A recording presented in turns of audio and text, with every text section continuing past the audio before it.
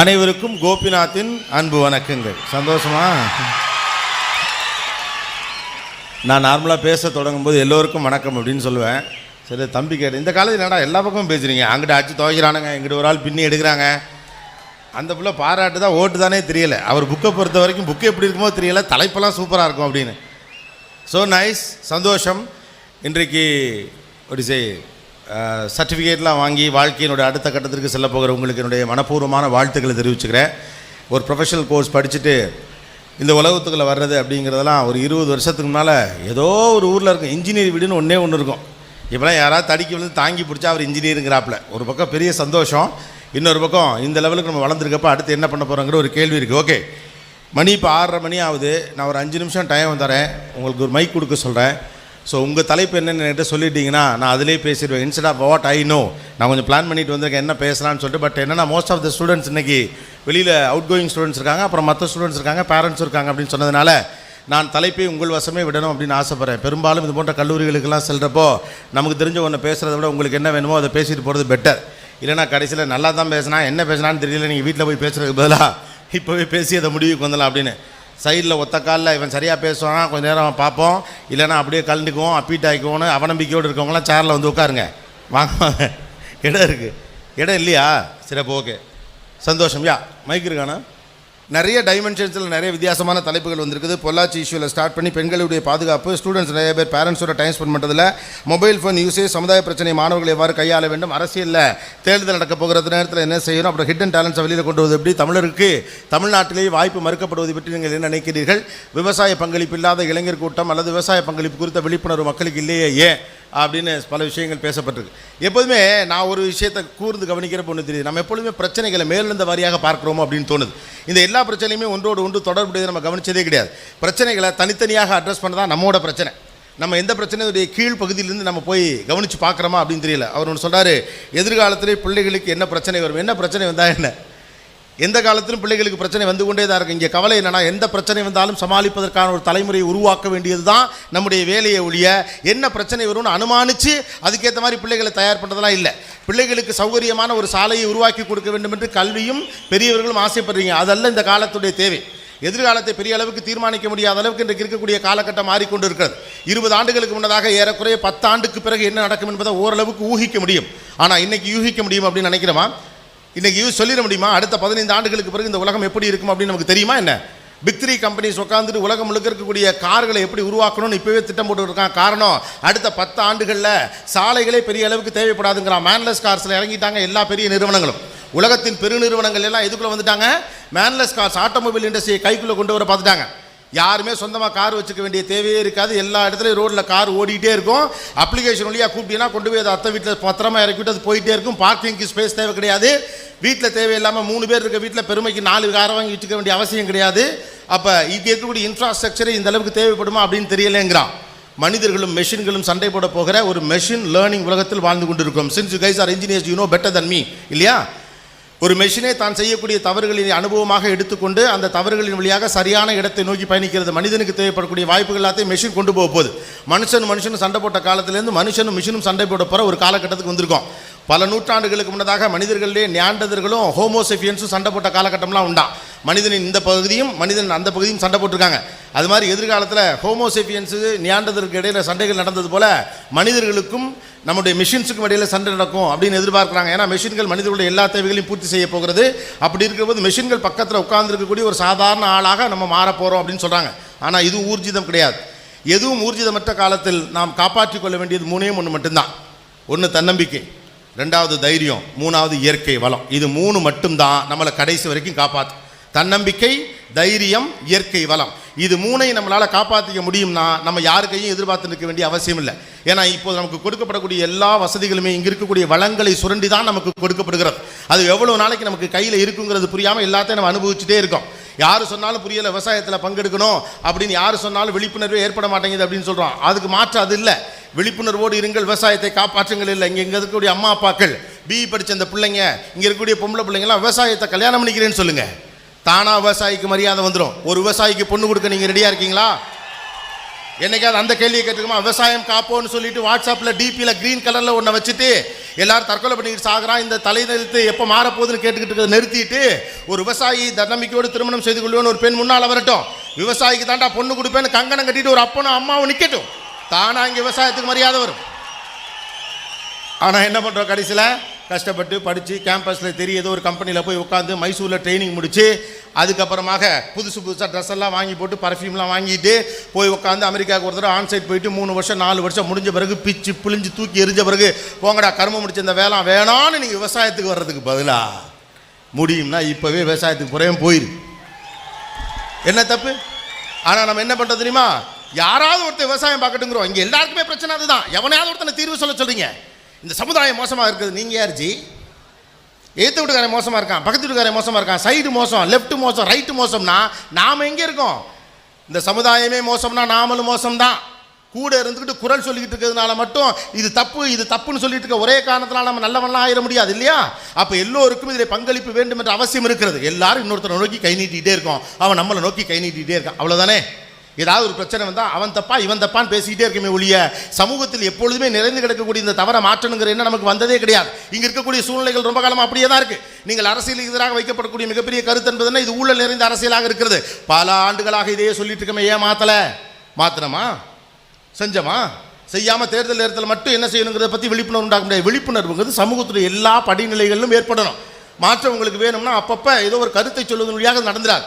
அது ட்விட்டர்லையும் ஃபேஸ்புக்லையும் வாட்ஸ்அப்லையும் கருத்து சொல்லி நடப்பதல்ல. களத்தில் நின்று நீங்கள் என்ன செய்ய போகிறீர்கள் என்பதிலிருந்து நடக்க போகிற முடிவெடுக்குது. எல்லா இண்டஸ்ட்ரிகளையும் அரசியல் இருக்குது பாஸ், யோசிச்சு பாருங்க. இன்ஜினியரிங் தான் உலகத்துடைய பெரிய இண்டஸ்ட்ரி, இன்ஜினியர் தான் உலகத்துடைய பெரிய அரசியல், தெரியுமா? என்னைக்காவது யோசிச்சிருக்கீங்களா? இன்ஜினியரிங் வழியாகத்தான் சர்வதேச அரசியல் நடக்குது, தெரியுமா? ஆட்டோமொபைல் இண்டஸ்ட்ரி இன்னும் இத்தனை ஆண்டு காலத்துக்கு பிறகு ஜெர்மனி தன்னுடைய கையிலே வச்சிருக்க, நம்ம கைக்கு கொண்டு வரவே முடியலை. உலகத்தின் பெரு நிறுவனங்களாக இருக்கக்கூடிய அமெரிக்க நிறுவனங்களோ ஜெர்மானிய நிறுவனங்களோ என்ன தீர்மானிக்கிறதோ அதான் ஆட்டோமொபைல் இண்டஸ்ட்ரியோட தலையெழுத்து. ஃபோக்ஸ்வாகன் மாதிரி ஒரு பெரிய கம்பெனி அத்தனை ஆண்டு காலமாக அமெரிக்காவை ஏமாற்றிக்கிட்டு தான் இருந்திருக்கிறான். பொல்யூஷன் கண்ட்ரோல் பண்ண அவனுக்கு ஒன்று இருக்குது, பொல்யூஷன் மெக்கானிசம் ஒன்று இருக்குது. ஆனால் அவனுக்கே தெரியல அது தப்பான ஒரு அளவுக்கு புகையை கக்கி கொண்டு இருக்குன்னு. Control is there. உங்களுடைய விவசாயத்தை ஜெர்மனி கண்ட்ரோல் பண்ணுது, உங்களுடைய விதைகளை ஜெர்மனி கண்ட்ரோல் பண்ணுது. தன் நாட்டிலேயே விளையாத விவசாய பொருட்களுக்கான காப்பிரைட்டை பேட்டன் ரைட்டை ஜெர்மனி வாங்கி வச்சிருக்கான், ஒரு ரூபாயிலும் கேட்கல. கெட் இன்டு தட் விவசாய பாலிடிக்ஸ், அது நமக்கு தெரியணும். இங்கே இருக்கக்கூடிய இன்ஜினியர் மூலையை வைத்துக்கொண்டு சாதாரண விவசாயி தினந்தோறும் சந்தோஷமாக வாழ்வதற்கான ஒரு கருவியை உங்களால் உருவாக்க முடியும்னா you are an engineer, that's it. ஒரு அறிவு சந்தைக்கா சமூகத்திற்கா? இந்த கேள்வி எழுப்புங்க, அதுதான் அரசியல். ஒரு அறிவு சந்தைக்கானதா சமூகத்திற்கானதா? ஏதோ ஒரு நிறுவனம் கொளுத்து திரிவதற்காகத்தான் நீங்கள்லாம் கஷ்டப்பட்டு படிச்சிருக்கீங்க அப்படின்னா அது சந்தைக்கானது. வீழ்ந்து கொண்டிருக்கக்கூடிய சமுதாய மக்களுக்கு குறைந்த விலையில் நிறைந்த பொருட்களை கொடுப்பதற்கான அறிவின் வழியாக நான் பயன்படுத்துவேன் நீங்கள் முடிவெடுத்தா உங்கள் அறிவு இந்த சமூகத்திற்கானது. நீங்களும் பொலிட்டிஷியன் தான். உங்கள் அறிவை எதற்கு பயன்படுத்த போகிறீர்கள் என்ற இடத்திலிருந்து அரசியல் துவங்குகிறது. You have to understand that.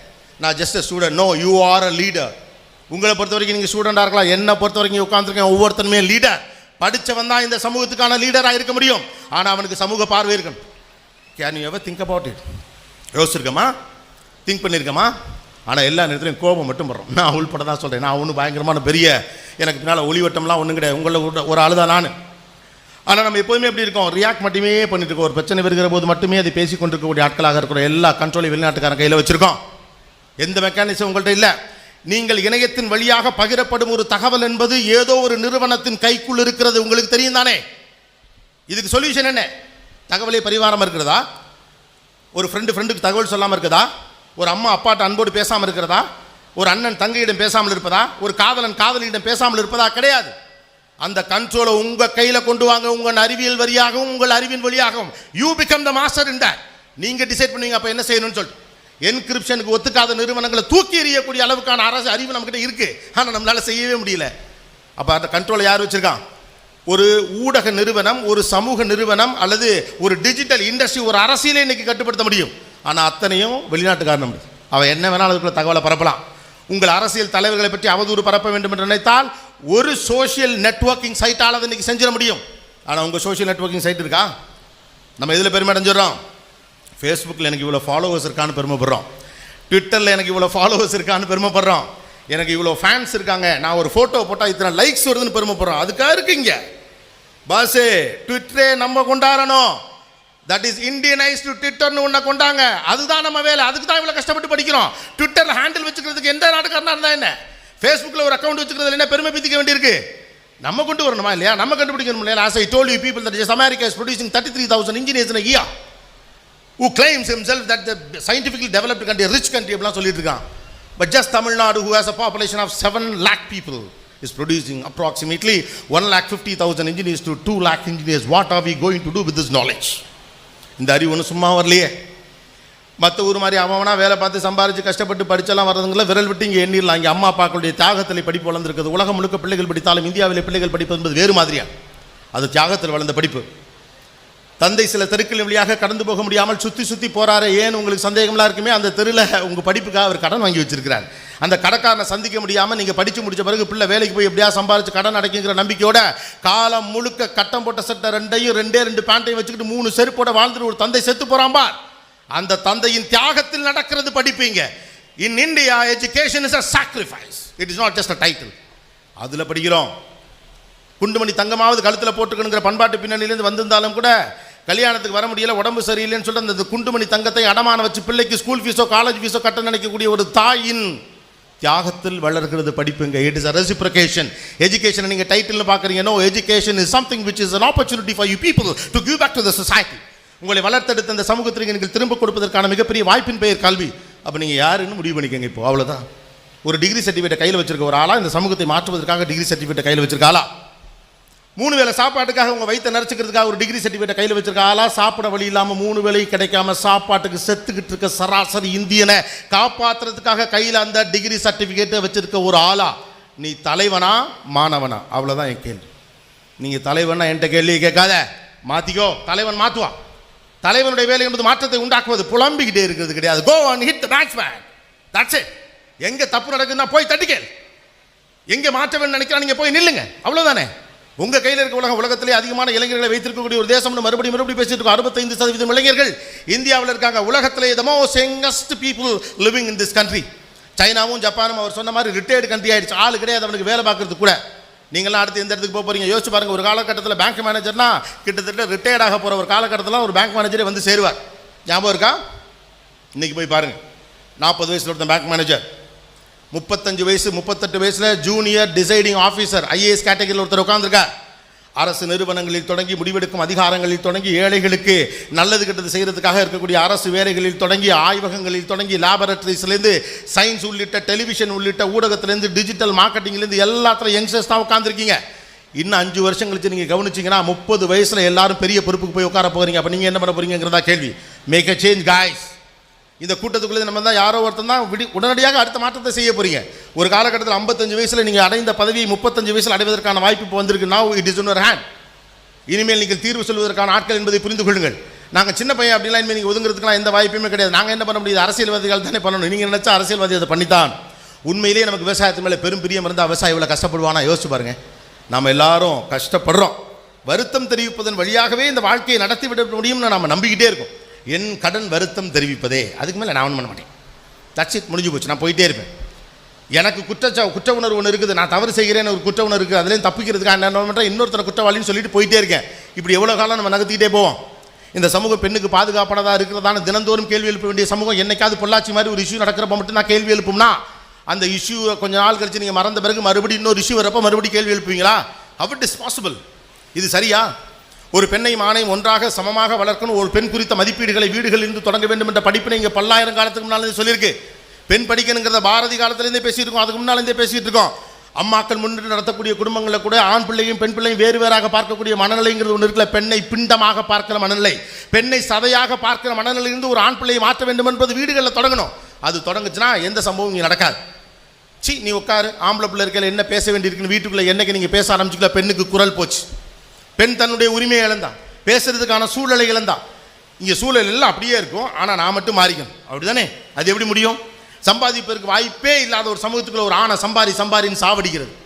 பாதுகாப்பே இல்லாத ஒரு சமூகத்துக்குள்ள பெண்ணை நீ பத்திரமா இருந்துக்கன்னு சொல்றது என்ன நியாயம்? அதெல்லாம் உங்கள் பொறுப்பு. பாதுகாப்பான சமூகத்தை இங்கே உருவாக்கி கொடுக்கறது தான். கூட இருக்க எந்த பொம்பளை பிள்ளையையும் பாதுகாக்க வேண்டிய பொறுப்பு என்னுடையதுன்னு ஒவ்வொரு ஆம்பளை பிள்ளையும் நம்புகிற மனநிலை இருக்குல்ல, அந்த மனநிலையை உருவாக்குங்கள். இங்கே பிரச்சனைகளுக்கு தீர்வு வரும். அப்பப்போ கத்தி எந்த தீர்வு வரப்போகிறது கிடையாது. என்னுடைய பொறுப்பு நான் பாதுகாத்து நிற்கிறது தான். அப்படி தான் இருக்காங்க பெரும்பாலான பசங்க. சில நேரங்கள் இந்த மாதிரியான சிக்கல்கள் நடக்கிறது. ஸோ தட் நம்மளை நாமே குற்றவாளிகளாக மாற்றிக்கிட்டே இருக்க வேணாம். ஒரு இஷ்யூவை ஊதி ஊதி ஊதி ஊதி பேச பெருசாக்கிவிட்டு பொசுக்குன்னு நம்ம கீழே விட்டுறோம். மறந்துடும். அதுக்கப்புறம் இது கிடையாது, அடுத்து இன்னொன்று பிடிச்சிட்டு போயிடும். இப்போ இது போயிட்டுருக்கா, இது முடிச்சோடனே ஐபிஎல் பிடிச்சிட்டு போக ஆரம்பிச்சிடும். அதுக்கடுத்து புதுசாக ஒரு படம் ரிலீஸ் ஆச்சுன்னா அதுக்கு பின்னால் போக ஆரம்பிச்சோம். இதுக்கு பின்னாலே போயிட்டே இருந்தால் என்ன அர்த்தம்? இந்த உலகம் நம்ம பின்னால் வரணும், ரைட்? எத்தனை நாளைக்கு நம்ம யார் பின்னாலே போயிட்டே இருக்குது? நம்மகிட்ட கலெக்டிவ் ஐடியாஸ் கிடையாது. இன்ட்ரெஸ்டிங்லி நம்ம எல்லாம் ரொம்ப புத்திசாலிகள், திறமைசாலிகள், சமூக நோக்கு உள்ளவர்கள், இந்த சமுதாயத்திற்காக ஏதாவது செய்ய நினைக்கிறவங்க, பெரிய அளவுக்கு வெற்றியாக நினைக்கிறவங்க. நம்ம ஒத்தையான்னு தான் பார்க்குறோம். கூட்டாக நம்ம நிற்கக்கூடிய அளவுக்கு நம்மளை சேர்த்து வைக்க இங்கே யாருமே கிடையாது. எவனையுமே நம்பாதன்னு சொல்லி வளர்க்கப்படக்கூடிய சமூகத்தில் பக்கத்தில் இருக்கவனை தோக்கடிக்கிறதுக்கு பேர் தான் வெற்றி. நமக்கு சொல்லிக் கொடுத்து நம்மளை ஏமாற்றிக்கிட்டே இருக்காங்க. பக்கத்தில் இருக்கவனை அரவணைச்சு போகிறதுக்கு பேர் தான் வெற்றி. கூட்டாக சேர்ந்து வெல்லக்கூடிய ஒரு சூழலை நீங்கள் உருவாக்குகிற போது சர்வதேச சந்தையிலும் நாம் தலையிலிருந்து நிற்க முடியும். நம்ம ஆட்கள் இந்தியன் கிரிக்கெட் டீம் மாதிரி தனித்தனியாக பார்த்தீங்கன்னா அந்த ரெக்கார்டை எவனாலையுமே டச் பண்ண முடியாது இல்லையா? ஃபஸ்ட்டு 200 அடித்தது ஒரு 4 நாளைக்கு முன்னால் நினைக்கிறேன், அந்த டேட்டில் தான் அடித்தார். ஃபஸ்ட்டு 200 எவர் இந்த கிரிக்கெட் ஹிஸ்ட்ரி சச்சின் டெண்டுல்கர். அந்த ரெக்கார்டை மறுபடியும் வந்து பிரேக் பண்ணது ஷேவாக் தான். அவர் ரெக்கார்டை பிரேக் பண்ணது ரோஹித் சர்மா தான். மறுபடியும் நம்ம தான் 200 சம்திங் தொடர்ந்து அடிச்சுட்டே இருக்கோம். தோனி மாதிரி ஒரு விக்கெட் கீப்பரை உலகத்தில் எங்கேயுமே நீங்கள் பார்க்க முடியாது. விராட் கோலி மாதிரி ஒரு பிளேயரை, ஒரு நிமிஷம் மறுபடியும் பாருங்கள், எவனோ ஒருத்தர் தான் நீங்கள் கை தட்டுறீங்க இல்லையா? நீங்கள்லாம் இப்படி கை தட்டுறீங்கன்னு சேப்பாக்கம் ஸ்டேடியில் ப்ராக்டிஸ் பண்ணிட்டு இருக்கக்கூடிய தோனிக்கு தெரியவே தெரியாது, தெரியுமா? கோபிநாத்னு ஒருத்தர் இருக்கான, அவருக்கு தெரியவே தெரியாது. அவனால் இரவு பகலாக பொறுப்பாக நெட் ப்ராக்டிஸ் பண்ணிவிட்டு தன்னுடைய பாடியை ஃபிட்டாக வச்சுக்கிட்டு எந்த நாட்டுக்கு எதிராக என்ன மாதிரியான ஸ்ட்ராட்டஜி பண்ணணும், பவுலர்ஸுக்கு என்ன மாதிரியான இன்ஸ்ட்ரக்ஷன்ஸ் கொடுக்கணுங்கிறத கான்சன்ட்ரேட் பண்ணிவிட்டு தான் வேலையை அவன் கரெக்டாக பார்க்குறதால தான் அவனுக்காக நீங்கள்லாம் கைத்தட்டுறீங்க. நீங்கள் உங்கள் வேலையை கரெக்டாக பாருங்கள், உலகம் உங்களுக்காக கைத்தட்டும். யாரோ ஒருவனுக்கு விசில் அடிச்சான் குஞ்சுகளாக எத்தனை காலம் இருப்பீர்கள்? You be the heroes guys, you become the stars. எவ்வளோ நாளைக்கு? அப்போ அந்த நீங்கள் விரும்பக்கூடிய ஒரு மனிதன் வந்து பெற வேண்டிய கருத்தை பெறுவதே கிடையாது. நீங்கள் விரும்பக்கூடிய ஒரு மனிதன் வந்து பெற வேண்டிய கருத்து உணர்வுகள் அது பெறுவதே கிடையாது. அவரை வச்சு சண்டை போட்டுக்கிறீங்க. விராட் கோலி பெருசா, தோனி பெருசா? தோனி அவராக ரிட்டையர் ஆகும்போது தான் ஆக வேண்டும், அவரை யாரும் நிறுத்தக்கூடாது. நமக்கு படிக்க வேண்டிய வேலை இருக்குது, படிக்கிற வேலையை பாருங்கள். எப்போ ரிட்டையர் ஆகணுங்கிறது தோனிக்கு தெரியும், அதை தோனியே சொல்லிட்டான் இல்லையா? எனக்கு தோன்ற பண்ண ரிட்டையர் ஆகிட்டு நீ மூடுன்ட்டான்ல, நம்மளாம் நம்ம வேலையை பார்த்துட்டு இருப்போம். அப்போ ஏதோ ஒன்று சோஷியல் மீடியாவில் போய்ட்டு யாரோ ஒருத்தனுக்கு சப்போர்ட் பண்ணிக்கிட்டு அதுக்கு லைக்ஸோ டிஸ்லைக்ஸோ போட்டு கெட்ட வார்த்தையில் வண்டையாக கீழே பேசுகிறது தரமாக இருக்குமா? உங்கள் நேரம் அதுக்கு தான் செலவிட போகிறீங்களா? As I told you, we are not collectively good. யாரோ ஒருத்தருக்காக சண்டை போட்டு தனித்தனியாக பிரிஞ்சு நிற்கணுமா? இல்லை நாம எல்லாம் ஒன்றா சேர்ந்து எல்லாருமே சேர்ந்து வளரணுமா? Indians are individually strong, collectively we are weak. நான் முதல்ல சொன்ன மாதிரி தான். தோனி மாதிரி ஒரு பெஸ்ட் விக்கெட் கீப்பரை யாரும் பார்க்க முடியாது. விராட் கோலி மாதிரி இவ்வளோ சின்ன வயசில் கேப்டன்சி ஹேண்டில் பண்ணுறவனை பார்க்க முடியாது. அவனுடைய 6 4 ஸ்ட்ராக்ஸை பார்க்க முடியாது. ராகுல் திராவிட் மாதிரி ஒரு டெஸ்ட் பிளேயரை பார்க்க முடியாது. கவேஸ்கர் மாதிரி ஒருத்தனை பார்க்க முடியாது. 6 பால் யாக்கர் போட சொன்னாலும் போகிற கபில் தேவ் மாதிரி ஒருத்தனை பார்க்கவே முடியாது. சேத்தன் சர்மா மாதிரி ஒரு பவுன்சரை கவனிக்கவே முடியாது. ஆனால் இவ்வளோ பலம் வாய்ந்த இந்த டீமு பங்களாதேஷில் தோற்று போயிடுவாங்க. ஜிம்பாப்வே தனாரி ஜெயிப்பாங்க. ஏன்? Individually we are strong but collectively we are weak. நம்ம பிரச்சனை தான், எல்லாரும் தனித்தனியாக ஜெயிக்கணும்னு பார்க்குறோம். எல்லாரும் ஒத்துமையாக இருப்பது போல் நமக்குள்ளே சொல்லிக்கிட்டே இருந்தாலும் கூட எல்லாரும் தனித்தனியாக ஜெயிக்கணும்னு பார்க்குறோம். கூட இருக்கவனே ரகசியமாக தோக்கடிப்பதான் உங்களுடைய வேலை. அப்படி தான் நம்ம படிப்பு சொல்லி கொடுத்துருக்கா. 12ஆம் கிளாஸை படித்தா நீங்கள் எல்லாருமே வந்திருப்பீங்க. 10 வருஷம் ஒன்று மண்ணமாக பழகின நண்பனும் எல்லாம் சேர்ந்து ஒன்றா 12ஆம் கிளாஸ் வந்துட்டு 12ஆம் கிளாஸில் பரிச்ச நேரத்தில் படிச்சிட்டியான்னு கேட்டால் படிக்கலேன்னு சொல்கிற வாய் படித்த வாயா நார வாயா? பொய் சொல்லாதங்கிறது தானே முதல் படிப்பு. ஆனால் அந்த படிப்பு என்ன பண்ணி வச்சிருச்சு? உங்களுக்குள்ள ஒரு போட்டி உருவாக்கிடுச்சு. பக்கத்தில் இருக்கவனை தோக்கடிக்கிறதுக்கு பேர் வெற்றின்னு உங்களுக்கு சொல்ல வச்சிருக்கு. எழுத்து வீட்டுக்காரனை ஜெயிக்கிறதுக்கு பேர் வெற்றின்னு உங்களை சொல்ல வச்சிருக்கு. கிடையாது பாஸ். அமெரிக்காவை ஜெயிக்க வேண்டிய பொறுப்பில் நம்ம இருக்கோம். அமெரிக்கா விடுங்க, அவெல்லாம் தோற்றுவான் சீக்கிரம். சைனாவை ஜெயிக்க வேண்டிய பொறுப்பு உங்கள் பொறுப்பு. ஜப்பானை ஜெயிக்க வேண்டிய பொறுப்பு உங்களுக்கு இருக்குது. அப்போ நீங்கள் ஒன்றா தான் சேரணும். அதுதான் நம்மளுடைய சிக்கலே. இப்போ அப்போ தனித்தனியாக ஜெயிக்கணும்னு பார்க்குறோம், தனித்தனியாக கமெண்ட் பாஸ் பண்ணுறோம். அவன் சொல்கிறது சரியாக தப்பான்னு பார்க்குறதுல எவன் எது சொன்னாலும் எழுத்து தான் சொல்லணும். இதே மனநிலையில் நம்ம இருப்போம்னா we are not going to end up anywhere. Collectively we are not good. Collectively நம்ம ரொம்ப வீக்காக இருக்கும். அப்போ தனித்தனியாக இருக்கப்போ பயமாக இருக்குது. எனக்கு யாருமே இல்லைங்கிற எண்ணம் இருக்குது. போதா குறைக்கு வீடுகள் சொல்லுது, சொந்தக்காரனை நம்பாத, தாய பிள்ளையை நம்பாத, எவனையுமே நம்பாத, நீ ஒத்தாலாக சம்பாரிச்சுக்கன்னு சொல்லுது. சம்பாத்தியங்கிறது பை ப்ராடக்ட். தயவு செஞ்சு நம்புங்க. ஒரு முந்தைய தலைமுறை, ஒரு மிடில் கிளாஸ் தலைமுறை, வாய்ப்புகள் பெரிய அளவுக்கு இல்லாத ஒரு தலைமுறையிலேருந்து வளர்ந்த நம்முடைய அம்மாக்களுக்கும் அப்பாக்களுக்கும் இந்த சமூகம் குறித்து பெரிய பயம் இருக்குது. இவ்வளோ தூரம் பையனை இன்ஜினியரிங்கில் படிக்க வச்சு அவனை ஃபைனல் இயரில் டிகிரியெல்லாம் வாங்கினப்பவர் கூட அப்பாவுடைய மனநிலை எப்படி இருக்கு பாருங்கள். அடுத்த 10 வருஷம் கழிச்சு என்ன பிரச்சனை வரும் இப்பயே சொல்லுங்கள் அப்படிங்கிறார். அப்போ பிரச்சனையை தான் ஹேண்டில் பண்ணிகிட்டே இருக்குன்னு தான் உங்கள் கவலையா? கடந்த காலங்களில் இந்த பிரச்சனைகள் அடிப்படையில் ஏற்பட்ட அவநம்பிக்கைகளை நமக்குள்ள புகுத்தி வச்சிருக்காங்க, பயத்தை புதுக்கி வச்சிருக்காங்க. மறுபடியும் உங்களுக்கு சொல்கிறேன், நீங்கள் தடுமாறவே மாட்டீங்க, கவலையப்படாதீங்க. உலகத்தின் மிகச்சிறந்த பிரைன்ஸ் இந்தியன் பிரைன்ஸ். இது தோக்கவே தோக்கா. உலகத்தின் முழுக்க எல்லா பிரச்சனையும் வந்தாலும் உலகத்துக்கு சோறு போடும் தகுதி உங்களுக்கு தான் இருக்கிறதுங்கிற நம்பிக்கையோட இந்த உலகத்தை பாருங்க. ஃபார் தட் நம்ம தொடர்ந்து வேலைக்குள்ளே இருந்துட்டு இருக்கக்கூடாது. வேலையை தாண்டி அடுத்த இடத்துக்கு போகணுங்கிற என்ன வரணும். ஆண்டர்பிரினர்ஷிப் அப்படிங்கிற ஒரு ஏரியாவுக்குள்ள நம்ம காலடி எடுத்து வைக்கலன்னு வச்சுக்கோங்க, இந்த பிரெயின்ஸ் எல்லாம் மறுபடியும் நெட்டும் போல்ட்டும் திருவிக்கிட்டே இருக்கு. அவ்வளவுதான். we need to get into system. அந்த சிஸ்டம்குள்ள நீங்கள் வரணும் அப்படின்னா முதல்ல ஒரு லைஃப்பை நீங்கள் டீல் பண்ணணும். நாம் என்ன பார்க்க ஆரம்பிச்சிட்டோம்னா சீரியஸ் ஆகிறப்ப ரொம்ப சீரியஸ் ஆகிறோம், மற்ற நேரத்தில் ரொம்ப ஜாலியாக இருக்கும். நமக்கு ரெண்டு வேஷம் இருக்கும், அந்நியன் மாதிரி இருக்கும்.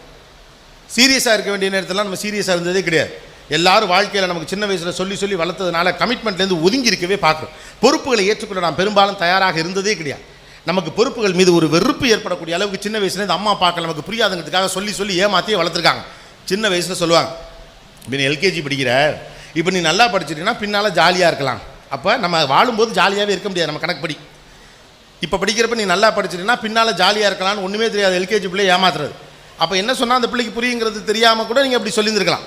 அதுக்கு அந்த பிள்ளை கொஞ்சம் விவரம் வந்து 2ஆம் கிளாஸ் 3ஆம் கிளாஸ்லாம் வர்றப்ப சொல்லுவாங்க, நீ முன்னால் சின்ன பிள்ளையாக இருந்த அப்போ கூட ஓகே, இப்போ நீ பெரிய பிள்ளை ஆகிட்ட, இப்போ நீ நல்லா படித்தா தான் உனக்கு ஃபியூச்சர் நல்லா இருக்கு, இல்லாட்டி ஃபியூச்சர் நாசமாக போன்றாங்க அப்பயே. அதுக்கடுத்து ஒரு 6ஆம் கிளாஸ் தான் வந்துருச்சுன்னா அடுத்த லெவல் பள்ளிக்கூடத்துக்கு கொண்டு போய் சேர்க்கிறப்ப 5ஆம் கிளாஸில் சொல்லுவாங்க, நீ சின்ன பிள்ளை கிடையாது, இப்போ ரொம்ப பெரிய பிள்ளை, முன்ன விட நீ நல்லா படித்தா தான் அதுக்கப்புறம் நீ ஜாலியாக இருக்கலாம். எது இப்போ நல்லா படித்தா பின்னால் ஜாலியாக இருக்கலாம், இப்போ நல்லா படித்தா பின்னால் ஜாலியாக இருக்கலாம். அது என்ன ஜாலியாக இருக்கிறது எப்போதுமே இருக்கலாம். அப்போ சின்ன வயசில் நமக்கு புரியலைங்கிறதுக்காண்டி நம்மளாம் அடல்ட் இல்லைங்கிறதுக்காண்டி நமக்கு சொல்லி சொல்லி இப்படி ஃபீட் பண்ணி இருக்காங்க. பொம்பளை பிள்ளைங்க இப்படி தான் சொல்லுவாங்க, ஆம்பளை பிள்ளைங்க இப்படி தான் சொல்லுவாங்க. அப்போ எங்கள் மனநிலை என்னவாகுது அப்படின்னு கேட்டால், நான் இப்போ என் கடமையை முடிச்சுட்டேன்னா பின்னால் ஜாலியாக இருக்கலாம், நான் என்னுடைய கடமையை முடிச்சுட்டேன்னா நான் பின்னால் ஜாலியாக இருக்கலாம். கடமையை செய்வதே ஜாலி தான் நீங்கள் சொல்லலை, அதான் பிரச்சனை. இங்கே கடமையை செய்வதே மகிழ்ச்சியான விஷயம் நம்ம பிள்ளைகளுக்கு நம்ம சொல்லியே கொடுக்கல. அதுக்கடுத்து 8ஆம் கிளாஸில் வந்தவொடனே ஆரம்பிச்சோம், அடுத்து 10ஆம் கிளாஸ் வருது, நீ மட்டும் 10ஆம் கிளாஸில் நல்லா படித்து பெரிய மார்க் எடுத்துட்ட, அதுக்கப்புறம் நீ ராஜா தாண்டா, சந்தோஷமாக நீ இருக்கலாம் அப்படின்னு ஆரம்பிக்கிறது. அதை நம்பி அவன் 8ஆம் கிளாஸ்லேருந்து உசுரை கொடுத்து கஷ்டப்பட்டு படித்து 10ஆம் கிளாஸில் எல்லாரும் சுற்றி உட்காந்து முங்கு எடுத்தாலும் உசுரை கொடுத்து படித்து 490 மார்க் எடுத்து அப்படி போன உடனேயும் 10th முடித்து வெளியில் வரையிலே சொல்லிடுவாங்க, தம்பி 12th ஸ்டாண்டர்ட் தான்ப்பா அவன் வாழ்க்கையில் ரொம்ப முக்கியம், இது வரைக்கும் நீ படித்ததில் அடுத்த லெவலுக்கு வரணும்னா 12th ஸ்டாண்டர்டில் நல்ல மார்க் எடுக்கணும். என்னம்மா 10ஆம் கிளாஸில் நல்ல மார்க் எடுத்துட்டா பெரிய அளவுக்கு வந்துட்டோம்னா வாழ்க்கையில் ஜாலியாக இருக்கலாம் நீங்கள் சொன்னீங்களே அப்படின்னு அப்போ சொன்னால், அது அப்போ சொன்னேன். ஆனால் இப்போ 12th ஸ்டாண்டர்டில் நல்ல மார்க் எடுத்தால் தான் அதுக்கப்புறம் நீ ஜாலியாக இருக்கலாம்.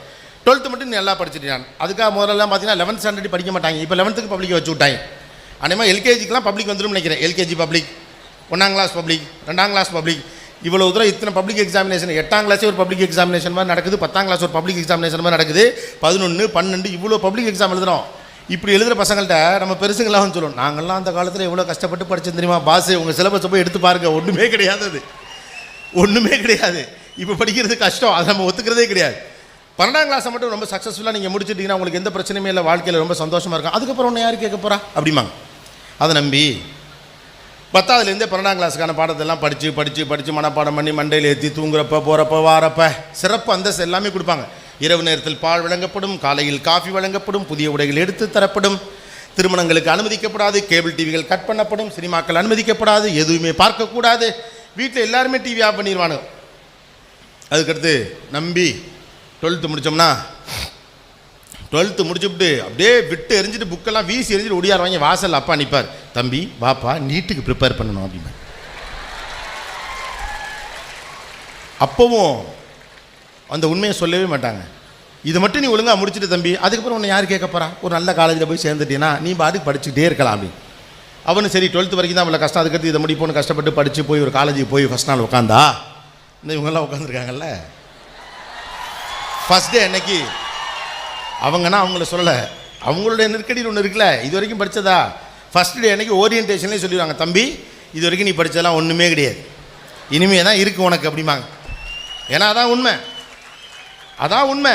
நீங்கள் 12ஆம் வகுப்பு வரை படித்த படிப்பை விட இன்ஜினியரிங் படிப்பு என்பது மிகப்பெரியது. உலகத்துடைய பெரிய இன்ஜினியர்கள் பற்றி நீங்கள் பேசும்போது என்ன சொல்கிறீங்க, தாமஸ் ஆல்வா எடிசன் 24 மணி நேரம் லேப்லேயே இருந்தார்னு பெருமையாக பேசுகிறீங்க இல்லையா?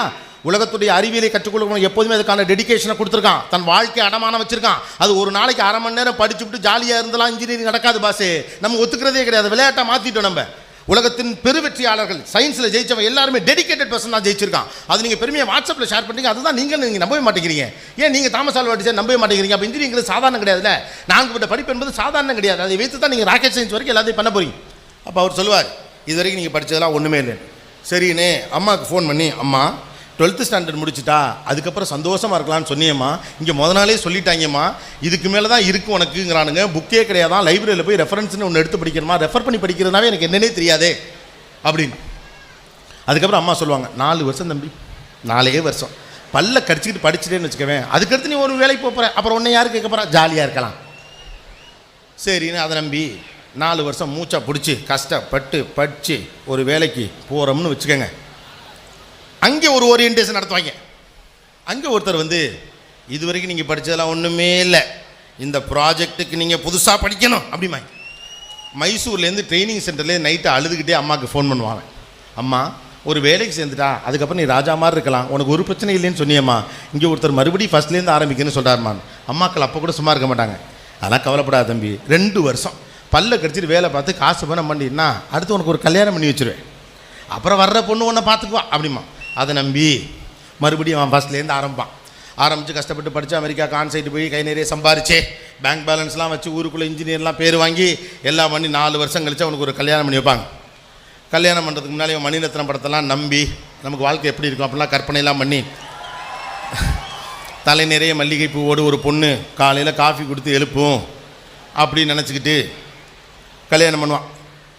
கல்யாணம் பண்ணிவிட்டு மறுநாள் தான் தெரியும் காஃபி போட பொண்டாட்டி கொண்டாந்து கொடுக்காது, அந்த பால் வாங்கவே நாம தான் போகணும் அப்படிங்கிற உண்மை. பால் பூத்துலேருந்து அம்மாவுக்கு ஃபோன் பண்ணி, அம்மா கல்யாணம் பண்ணா ஒருத்தி வருவா, அவள் உன்னை பார்த்துக்குவான்னு சொன்னியம்மா, அவளை பார்த்துக்கிறதே எனக்கு பெரிய வேலையாக இருக்கே அப்படின்னு. அப்போ கூட அம்மாக்கள் சும்மா இருக்க மாட்டாங்க. விட்றா தம்பி, ஒரு புள்ள பிறந்தா எல்லாம் சரியாயிரும்பாங்க.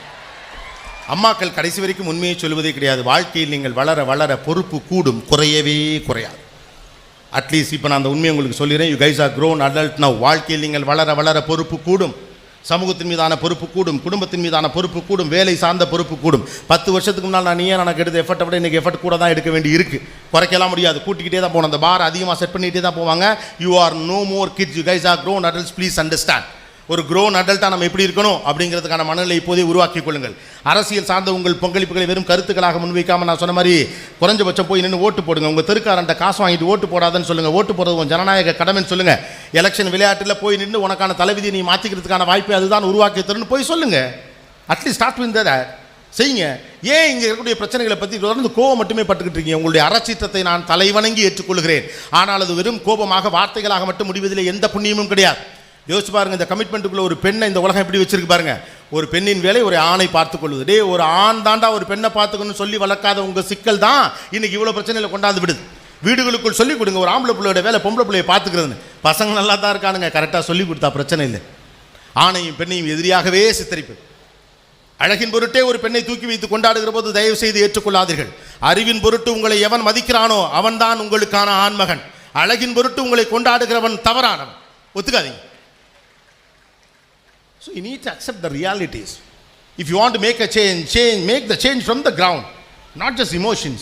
ஆனால் இந்த இமோஷன்ஸை தட்டி விட்டு இங்கே அரசியல் நடக்குது. ஆமாம் நானும் கூட இந்த இமோஷன்ஸை தட்டி விட்டா கைத்தட்டும் கிடைக்கும், கோபிநாத் நல்லா பேசலாம்னு சொல்லிட்டு போவீங்க. அதுக்கு இல்லை, நான் இந்த இடம் என்பது நீங்கள் எனக்கு கொடுத்த இடம். இந்த அண்ணன் ஸ்தானத்தில் இருந்து கொண்டு உங்களுக்கு என்ன சரியோ அதைத்தான் நான் சொல்லணும். தட்டி விட்டு போகிறது ரொம்ப ஈஸி, அது தப்பு. யோசிங்க, அரசியலை மாற்ற வேணா யோசிங்க.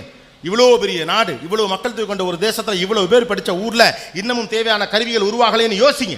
ஆட்டோமொபைல் இண்டஸ்ட்ரியை ஜெர்மனி ஏன் கையில் வச்சிருக்கான்னு யோசிங்க. கடந்த 25 ஆண்டுகளாக வெறும் டாலர் மட்டும் பிரிண்ட் பண்ணிட்டு ஒரு வேலையை பார்க்காத அமெரிக்கா எப்படி பணக்கார நாடாக இருக்குன்னு யோசிங்க. அவங்க சொன்னார் பாருங்க, குட்டியூண்டு ஜப்பான் டெக்னாலஜி எப்படி கையில் வச்சிருக்குன்னு பாருங்க.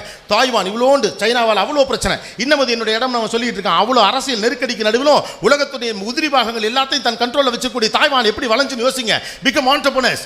உலக நாடுகளுடைய நிறுவனங்கள் இங்கே வரும், அங்கே போய் நெட்டும் போல்ட்டு திரும்பிக்கிட்டு டைட்டாக மாட்டிக்கிட்டு இருக்கிறதுக்கு இன்ஜினியர் எதுக்கு இங்கே? Come up with their own ideas. Idea is the king. ஐடியாவுக்கு தான் காசு. அப்போ அந்த ஐடியாவோட வெளியில் வாங்க. சார் இங்கே ஒரு பிஸ்னஸ் நடக்கிறதுனாவே லோன் தர மாட்டாங்க, அரசியல்வாதி குறுக்க வருவாங்க, என்னைக்காவது போய் ட்ரை பண்ணிங்களா? போங்க, ட்ரை பண்ணுங்க. கேக்வா கிடையாது வாழ்க்கை. தேவையான அளவுக்கு பிரச்சனைகள் வரத்தான் செய்யும். வாழ்க்கையில் நீங்கள் நினைச்சதெல்லாம் உடனே அப்படியே கிடைச்சிச்சுன்னா வாழ்க்கைக்கு என்ன மரியாதை இருக்குது? வாழ்க்கையில் நீங்கள் அடைவதற்கு போராடணும், அதுக்கு தயாராக இருக்கணும். Life is so beautiful. ஆனால் அதுக்கு மனசு வேணும். Commitment is the sum of life. ஒத்துக்குங்க. நம்ம வீடுகள் கமிட்மெண்ட்டுங்கிறது சாம்னு சொல்லியே தரல, கமிட்மெண்ட்டுங்கிறது சிக்கல்னே சொல்லி கொடுத்துருக்காங்க. பொறுப்பு என்பது மகிழ்ச்சியானது, பொறுப்பு என்பது ஆனந்தமானது. பொறுப்பை ஏற்றுக்கொண்டு அப்பாக்கள் ஒரு கட்டத்துக்கு அப்புறம் ஏன் அவ்வளோ பொறுப்பாயிடுறாங்க? பொறுப்பு பிடிச்சி போயிடும். மூத்தினுடைய மூத்த அண்ணன்கள் முகத்தை கடுகடுன்னு ஏன் வச்சிருக்கான்? பொறுப்பு இருக்கு அவனுக்கு. அப்போ பொறுப்புள்ள ஒரு பிள்ளையா பாருங்க. இந்த தேசத்தின் தலைமகன்கள் நீங்கள் எல்லாம் இங்கே உட்காந்துருக்கக்கூடிய ஒவ்வொரு பொண்ணும் ஒவ்வொரு பையனும் இந்த நாட்டுடைய மூத்த பிள்ளை. இந்த மூத்த பிள்ளைக்கு பொறுப்பு இருக்கு. நீங்கள் நம்பினா உள்ள வாங்க, இல்லைன்னா போங்க, அவ்வளவுதான். இவ்வளோ மக்கள் தொகை இருக்கிற இந்த தேசத்தில், இவ்வளோ பேர் இன்ஜினியரிங் படிக்கிற இந்த தேசத்தில், இவ்வளோ பேர் டாக்டருக்கு படிக்கிற இந்த தேசத்தில் இன்னமும் கூட ஒரு சாமானியனுக்கு சராசரி வாழ்க்கை கிடைக்கவே இல்லை. அந்த அரசியல் உங்களுக்கு புரிஞ்சிருச்சுன்னா தேர்தல் அரசியல் புரிஞ்சிடும். ரைட்டு தானே? இங்கே உட்காந்துருக்க அம்மா அப்பாக்களுக்கு இப்போ நான் சொல்ல போகிற விஷயம் புரியும். சின்ன பசங்களுக்கு எவ்வளோ புரியுங்கிறது இல்லை. நாளைக்கு நீங்கள் அம்மா அப்பா ஆன பிறகு புரியும். ஒரு குழந்தைக்கு ஒரு குறிப்பிட்ட நோய் வராமல் தடுப்பதற்கான தடுப்பூசி ஒன்று இருக்குது. அதோட விலை 350 ரூபா அப்படின்னு நினைக்கிறேன். அந்த தடுப்பூசி பக்க விளைவுகள், ஏற்றுக்கொள்ளப்பட்ட பக்க விளைவுகள். சில மருத்துவங்களில் சில ஊசி போடுறப்ப இயல்பாகவே சில பக்க விளைவுகள் வரும். பிள்ளைக்கு வாந்தி வரும், காய்ச்சல் வரும். இதெல்லாம் ஏற்றுக்கொள்ளப்பட்ட மருத்துவ ரீதியான பக்க விளைவுகள். அதே மருந்து அதோட நோக்கமும் அந்த குறிப்பிட்ட வகை நோய் வராமல் தடுப்பது தான். அதோட விலை 3500 ரூபா. ஆனால் அதில் என்னென்னா விஞ்ஞான ரீதியாக ஏற்றுக்கொள்ளப்பட்ட பக்க விளைவுகள் வருவதற்கான சாத்தியக்கூறுகள் குறைவு. இந்த காய்ச்சல் வராது, அந்த பிள்ளைக்கு தூக்கி போடாது, ஜன்னி வராது, தலையில் பத்து போட்டுட்டு பிள்ளையை கஷ்டப்பட்டுட்டு 3 நாள் கஷ்டப்பட வேண்டியதில்லை. காசு இருக்கிற ஒரு இந்திய அப்பன் என்ன பண்ணுறான், என் பிள்ளையை அழ பார்க்கலாம் என்னால் முடியாதா, நான் பிள்ளையை கஷ்டப்பட்டு 3000 காசை விட்டுறிஞ்சிட்டு பிள்ளைக்கு ஊசி போட்டு போயிடறான். ஆனால் காசு இல்லாத ஒரு ஏழை இந்திய அப்பன் கேவலம் காசு தான் என் பிள்ளையை அழுக விட்டுருப்பான மனசுக்குள்ளேயே அழுதுகிட்டு 350 ரூபா காசை கொடுத்துட்டு பிள்ளைக்கு ஊசி போடல செவத்தை பார்த்து திரும்பி நின்றுட்டு 3 நாளும் பிள்ளைக்கு ஜன்னியாக இருக்கப்போ மடியில் போட்டு 10 போட்டு பக்கத்திலே உட்காந்து அழுகிறானே, அந்த ஏழை இந்திய அப்பனுக்கு பதில் சொல்ல வக்கில்லை என்றால் நாம் படிச்சென்ன படிக்காட்டேன்னு அவனுக்கு பதில் சொல்ல வேண்டியதான் உங்கள் பொறுப்பு. இதுவும் அரசியல் தான். 234 தொகுதியில் யார் நிற்கிறாங்க, 40 தொகுதியில் யார் நிற்கிறாங்கிறது மட்டும் அரசியல் இல்லை. எந்த தொகுதியில் என்ன ஓட்டு, என்ன ஜாதி இருக்குது, யாருக்கு ஓட்டு விழுங்கிறது அரசியல் இல்லை. இந்த சமூகத்தில் என்னால் என் அறிவின் வழியாக என்னால் மாற்றத்தை நடத்த முடியும் நீ நம்பிட்டா நீ அரசியல்வாதி, அவ்வளோதான். நீங்கள் அரசியல்வாதி தான் ஏற்கனவே, நம்பிட்டீங்களா இல்லையா? இந்த சமூகத்தில் என் அறிவின் வழியாக ஒரு மாற்றத்தை ஏற்படுத்த முடியும் நம்புறவங்க எல்லாரும் அரசியல்வாதி தான். நீங்கள் அரசியலில் தான் இருக்கீங்க, உங்களுக்கு பொறுப்பில் எல்லாம் புரிஞ்சுக்கிட்டு வெளியில் போக முடியாது. நாம் என்ன நினைக்கிறோம், நாம் வேலை பார்க்குற கம்பெனி கடைசி வரைக்கும் நம்மளை காப்பாற்றி நினைக்கிறோம். இந்த அரசியல்வாதிக்கு நமக்கு சம்மந்தம் இல்லை, நான் என்ன பண்ண போகிறேன் நாம் நினைக்கிறோம். என் கம்பெனி எனக்கு சம்பளம் கொடுக்குது, நான் என்ன பண்ண போகிறேன்னு நினைக்கிறோம். கிடையாது. இந்த சமூகம் தான் உங்களுக்கான இடம். இந்த சமூகத்துக்குள் தான் நீங்கள் வாழப் போகிறீர்கள். Please understand. இங்கே நிறைய விஷயங்களை மாற்றணும். மறுபடியும் உங்களுக்கான தன்னம்பிக்கை இந்த கல்வி தரணும். ஆனால் பயமுறுத்துது. வீடுகள் என்ன பண்ணுறீங்க, கல்வியின் வழியாகத்தான் பிள்ளையை பயன்படுத்துறீங்க. சின்ன வயசுலேயே பள்ளிக்கூடத்தில் படிக்கிறப்ப நீ படிக்கலாம் உருப்படா போயிடுவேன், படித்தா நல்லா வருவேன்னு சொன்னால் தான் என்ன, படித்தா நல்லா வருவேங்கிறது நம்ம ஊரில் இப்படிலாம் சொல்லுவாங்க. படிக்கலாம் உருப்படா போயிடுவேன், படிக்கலாம் ரோட்டில் நிற்பேன், படிக்கலாம் மரியாதை கிடையாது, படிக்கலாம் நம்ம சொந்தக்காரில் எவனும் மதிக்கவே மாட்டான். இதுக்காக படிக்க முடியும்? நீங்கள் கல்யாண வீட்டில் போயிட்டு மரியாதையாக நிற்கிறதுக்காக நாங்கள் படிக்க முடியாது. படிப்பதற்கு காரணம் வேறு இருக்குது. What is a purpose of education then? At least வெளியில் போகிறப்ப நம்ம புரிஞ்சுப்போம். ஒரு காலேஜுக்குள்ளே வர்றப்போ புரிஞ்சுக்க வேண்டிய விஷயம். What is the purpose of education? குறைந்தபட்சம் நம்மளை படிக்க சொல்கிறவங்களுக்கு ஏதோ ஒரு காரணம் இருக்குது. குறைஞ்சபட்சம் கல்யாணமாவது பண்ணி வைக்கணுங்கிற காரணம் இருக்குது. வீட்டில் இருந்தால் தொந்தரவுன்னு கூட அவன் அனுப்பி வைக்கணும். படிக்க சொல்கிறவன்ட்ட கூட ஒரு காரணம் இருக்கா. ஆனால் படிக்க வர நம்மகிட்ட காரணம் இருக்கா? இந்த அறிவியலையும் வைத்துக்கொண்டு என்ன செய்ய போகிறேன் என்ற ஒரு காரணத்தோடு தான் நம்மளாம் படிக்க வரோமா? 3 வேளை சாப்பாட்டுக்கு தான் படிக்க வரோமா? அதானா? Education something is bigger. ரொம்ப பெரிய விஷயம். இந்த கல்வியின் வழியாக அரசியலை மாற்ற முடியும். இந்த கல்வியின் வழியாக சமூக பிணக்குகளை மாற்ற முடியும். இந்த கல்வியின் வழியாக உங்கள் அறிவின் வழியாக இந்த இளைஞர் சக்தியின் வழியாக இந்த உலகத்துடைய பல்வேறு விஷயங்களை மாற்ற முடியும். நீங்கள் நம்புங்க. நான் நம்புகிறேன்.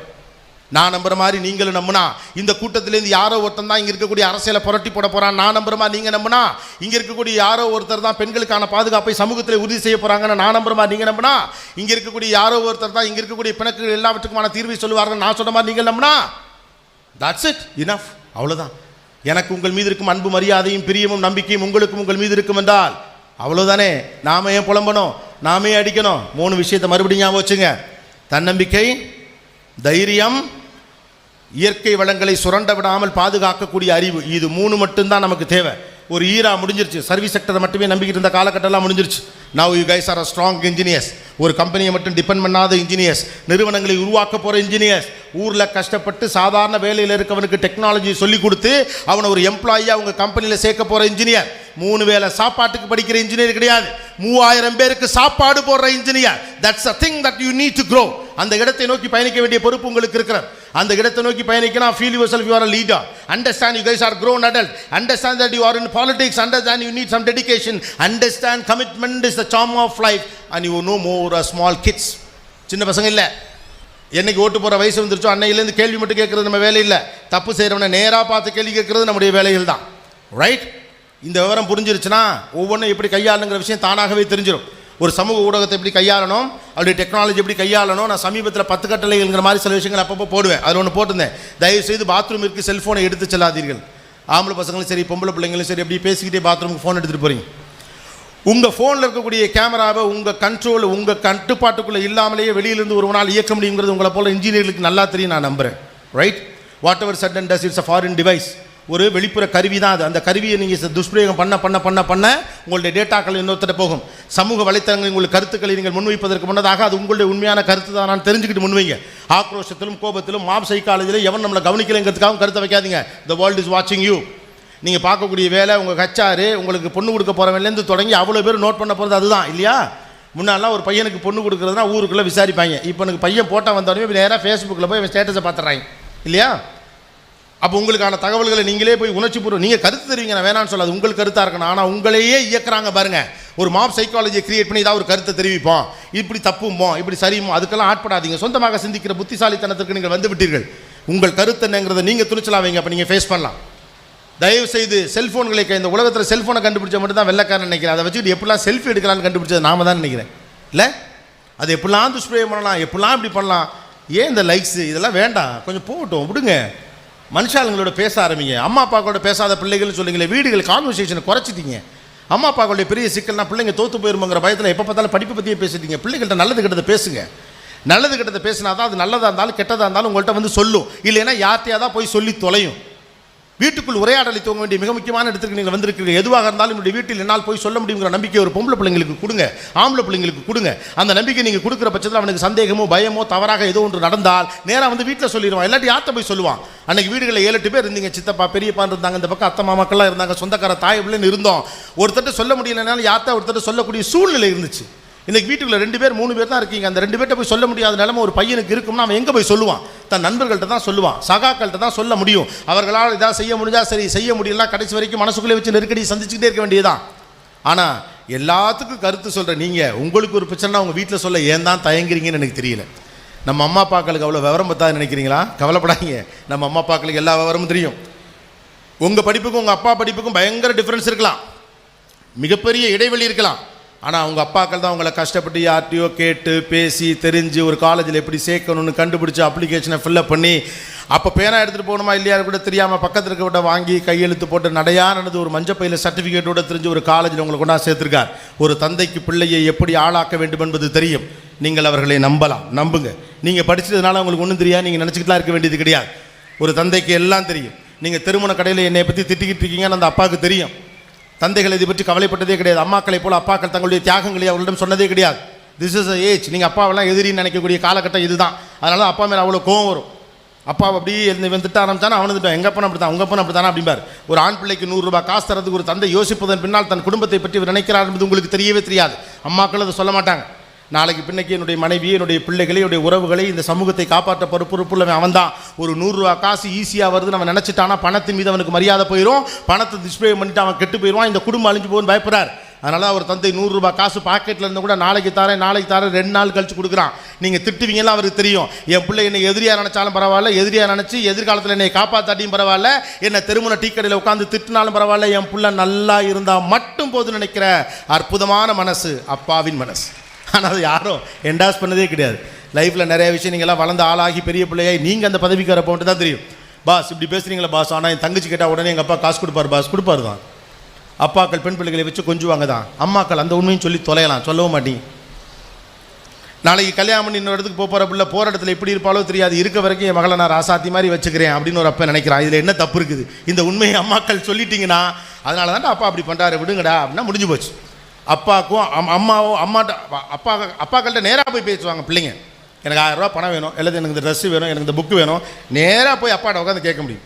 ஆனால் அம்மாங்கிற ஒரு இடையில் ஒரு ஆளை வச்சு தான் ஆண் பிள்ளையால் அப்பாட்ட போக முடியுங்கிற நிலைமையை இன்னமும் நீங்கள் வச்சுருந்தீங்கன்னா இந்த வாழ்க்கை நல்லா இருக்கு. ஆண் பிள்ளைகளுக்கும் அப்பாக்களுக்கு ஒரு நெருக்கம் வேணும்.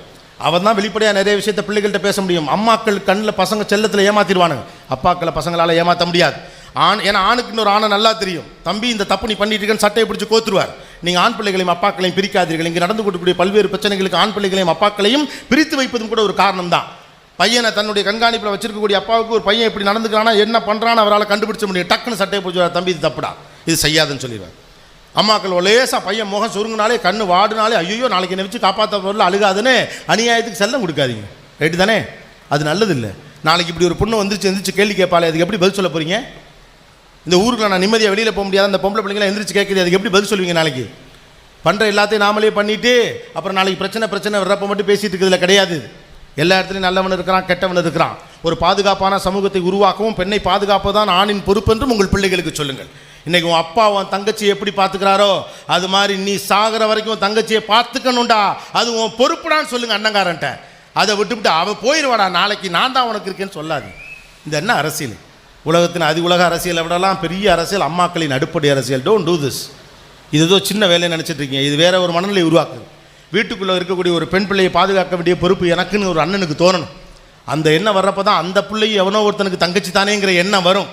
வீட்டில் இருக்க பொம்பளை பிள்ளை அடிக்கணும்டா குத்தணும்டாங்கிற எண்ணத்தை நீங்கள் உருவாக்குனீங்கன்னா அதே தான் அவனுக்கு அங்கே வெளியிலையும் தோணும். Don't do that. நான் சுற்றி நிறைய விஷயங்கள் தேடி பேசிட்டு வந்திருக்கேன்னு நினைக்கிறேன். காரணம் நான் சில விஷயங்கள் பேசணும் வந்தேன், நீங்கள் சில விஷயங்கள் எங்கிட்ட சொன்னீங்க.